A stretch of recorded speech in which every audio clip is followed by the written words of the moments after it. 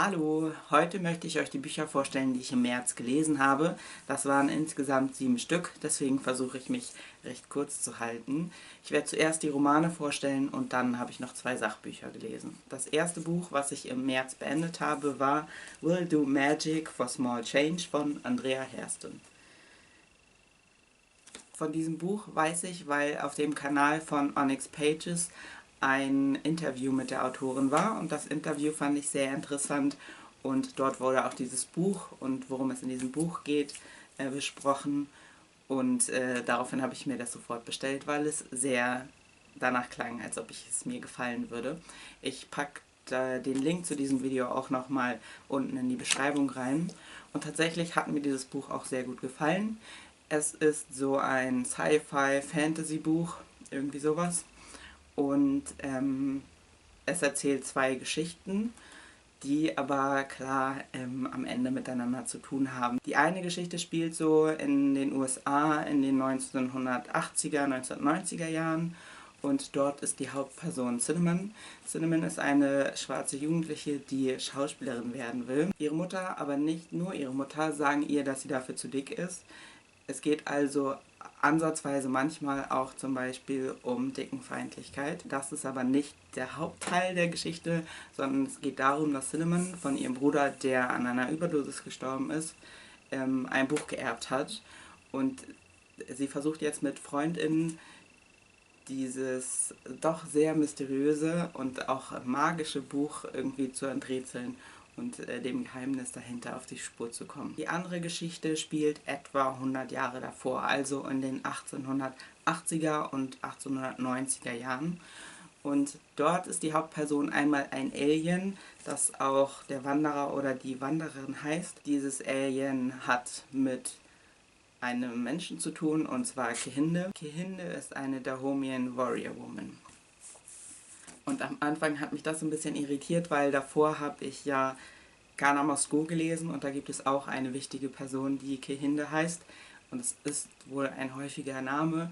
Trotzdem war es erstmal schwierig für mich, 2 Bücher hintereinander zu lesen, wo ein und derselbe Name oder 2 Namen eigentlich eine große Rolle gespielt haben. Am Anfang ist Cinnamon zum Beispiel sehr verwundert und dieses Buch ist auch sehr mysteriös und undurchschaubar. Und genauso habe ich mich als Leser am Anfang gefühlt. Also mir war so ein bisschen unklar, wo diese Geschichten überhaupt hingehen sollen, worum es geht. Aber mit der Zeit ist das immer besser geworden. Also was ja auch cool ist, erstmal einfach nur zu erleben, was passiert.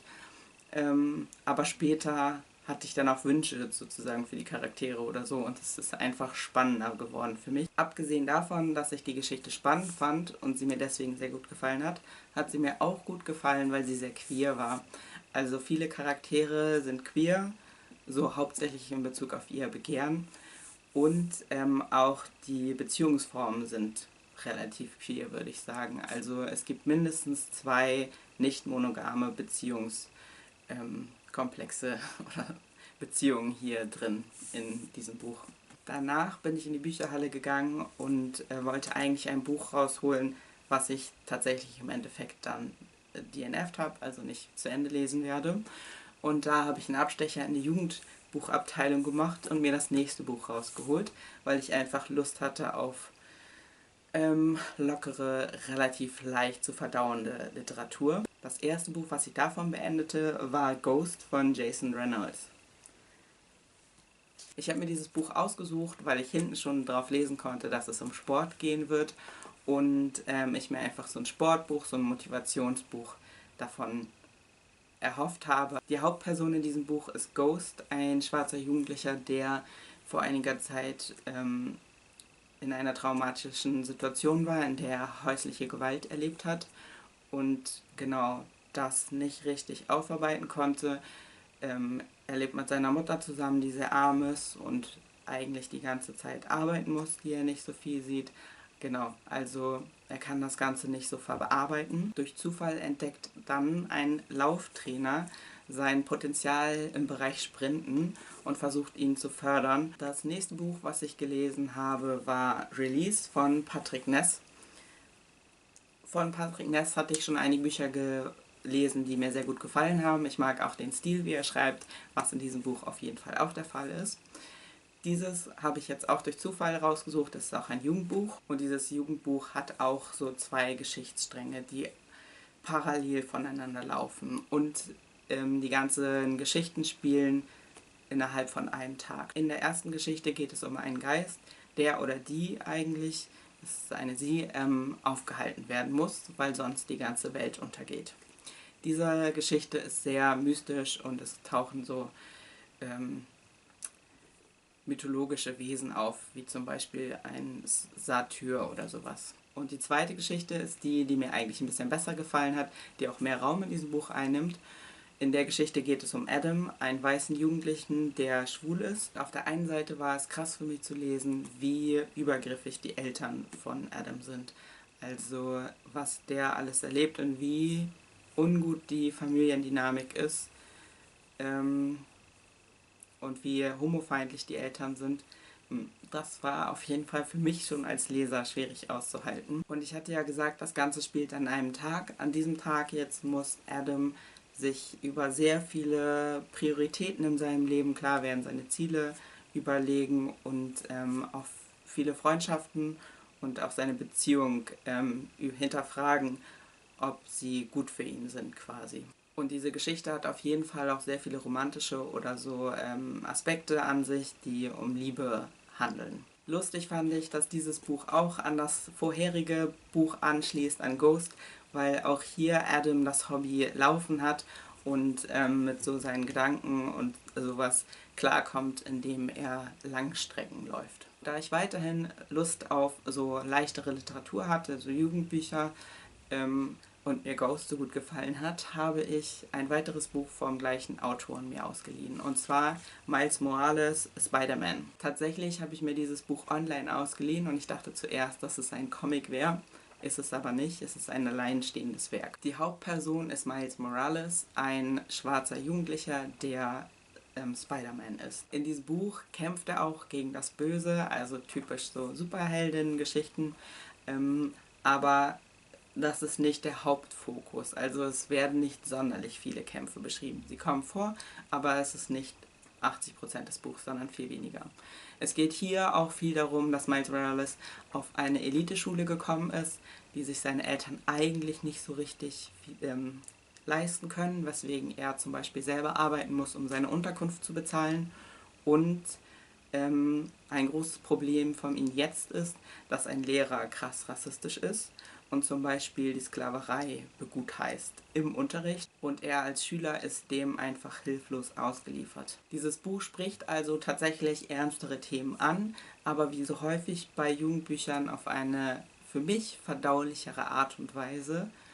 Und zum Beispiel hat mir auch besonders der Abschluss, die Auflösung sehr gut gefallen, wodurch mir dieses ganze Buch schlüssig vorkommt, nachdem ich es gelesen habe. Wie gesagt, es ist ein alleinstehendes Werk. Ich finde aber, dass so einiges etwas mehr in die Tiefe hätte erzählt werden können und dass es auch quasi wie so ein Start von einer Serie ist. Also ich hoffe, dass er vielleicht doch irgendwann nochmal die Möglichkeit bekommt, einen zweiten Teil zu diesem Buch zu schreiben. Dann habe ich ein sehr kurzes Hörbuch gehört, während ich durch die Straßen von Berlin geschlendert bin, und zwar The Arrangements. Dieses Buch ist eher eine Kurzgeschichte, würde ich sagen. Das Hörbuch ging auch nur so 30 Minuten lang und es ging darum, dass die Frau von Trump eine Familienfeier für ihre Eltern organisieren will und während diesen Arrangements überlegt sie halt so über die ganze Familiendynamik, die es so in der Trump-Familie gibt, nach. Tatsächlich kenne ich relativ wenig Familiendetails über die Trumps, das heißt, ich kann nicht beurteilen, auf wie vielen wahren Begebenheiten oder Beschreibungen das sozusagen beruht, wie nah diese beschriebene Familiendynamik an der Wahrheit ist, aber ich fand es sehr einleuchtend, ich fand es sehr interessant und sehr spannend, wie so mit diesem ganzen Machtgefälle, was in der Familie herrscht, so Beziehungen untereinander zumindest sein könnten. Damit zu den Sachbüchern. Das erste Buch, was ich beendet habe, war Amon, mein Großvater hätte mich erschossen von Jennifer Tege und Nicola Sellmeier. Die schwarze Deutsche Jennifer Tege hat im Alter von 38 Jahren erfahren, dass ihr Großvater ein sehr bekannter, brutaler KZ-Kommandant war. Und dieses Buch behandelt jetzt ihre Aufarbeitung, also wie sie mit dieser Information umgeht und wie das ihre verschiedenen Beziehungen beeinflusst. Ich fand dieses Buch sehr gut. Ich habe dazu ein extra Video gemacht, das ich verlinken werde. Und das letzte Buch, was ich beendet habe, war Der NSU-Komplex von Wolf Wetzel. Für Leute, die nicht aus Deutschland kommen, NSU steht für Nationalsozialistischer Untergrund. Und es ist eine Gruppe von offiziell zumindest 3 Leuten. Diese begingen viele Überfälle, um sich zu finanzieren. Sie begingen Bombenattentate und sie haben 10 Morde begangen. Offiziell sind die Mitglieder vom NSU 13 Jahre lang untergetaucht gewesen. In diesem Buch geht es jetzt darum, dass das relativ unrealistisch ist, also dass sie wirklich untergetaucht waren. Dieses Buch geht auf die vermeintlichen Pannen ein, die bei der Polizei und bei den Ermittlungsbehörden passiert sind. Zum Beispiel sind sehr, sehr viele Akten aus Versehen vernichtet worden, sodass nicht mehr klar zu erfassen ist, wovon eigentlich bekannt war. Und so versucht der Autor jetzt mögliche Zusammenhänge aufzuzeigen. Also was hat der NSU mit dem Verfassungsschutz zu tun und was haben lokale oder auch überregionale PolitikerInnen damit zu tun, weil die hatten auch Einfluss auf die Ermittlungen.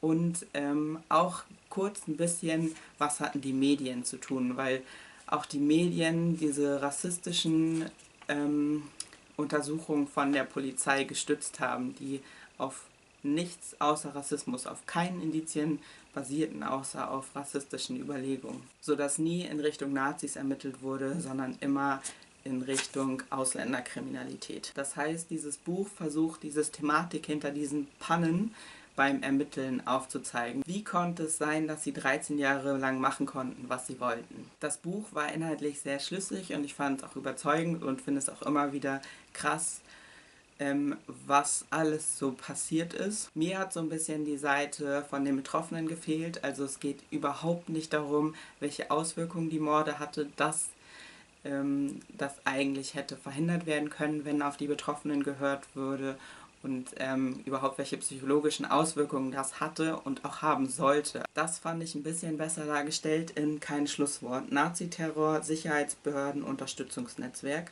Plädoyers im NSU-Prozess. Wobei ich finde, dass sich die beiden Bücher recht gut gegenseitig ergänzen. Das waren alle Bücher, die ich im März gelesen habe. Es waren relativ viele, deswegen habe ich versucht, mich kurz zu halten. Deswegen, wenn ihr noch Fragen zu den Büchern habt, stellt sie mir gerne. Ich rede gerne auch noch mehr über die Bücher. Und wenn ihr sie auch gelesen habt, würde mich interessieren, was ihr von dem Buch gehalten habt, das ihr gelesen habt. Bis bald!